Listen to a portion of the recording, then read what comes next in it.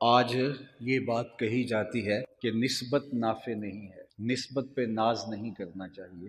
نسبت کیا ہوتی ہے؟ کہنے والوں نے تو یوں بھی بول دیا کہ بیٹی کو باپ کی نسبت فائدہ نہیں دے سکتی، اس لیے کہا کہ فاطمہ عمل کرو، ایسا نہ ہو کہ کل قیامت کے دن لوگ عمل لے کر آئیں اور تم یہ کہتی ہوئی آؤ کہ میں محمد کی بیٹی ہوں۔ تو لہٰذا نسبت تو پیغمبر کی بھی نافع نہیں ہے، غلط مفہوم نکالا۔ یہ کہا کہ جس طرح تمہیں یہ نسبت حاصل ہے اور اس کا اعزاز تمہارے ساتھ جڑا ہے تو اس پیپر کے اندر بھی تمہارے نمبر کم نہیں ہونے چاہیے۔ جہاں بات نسبت کی ہے، اے فاطمہ تم سب سے اونچی نسبت کی حامل ہو، تو جب عمل کا پرچہ کھلے تو سب سے سجدے تیرے عمل میں ہوں، تیرے دفتر میں لکھے ہوں۔ اور سیدہ فرماتی ہیں کہ مالک تیری راتیں اتنی چھوٹی ہیں کہ تیری بندی کا ذوق بندگی ہی پورا نہیں ہوتا، ایک رات تو اتنی لمبی کر دے کہ جی بھر کے تجھے سجدہ ہی کر لوں۔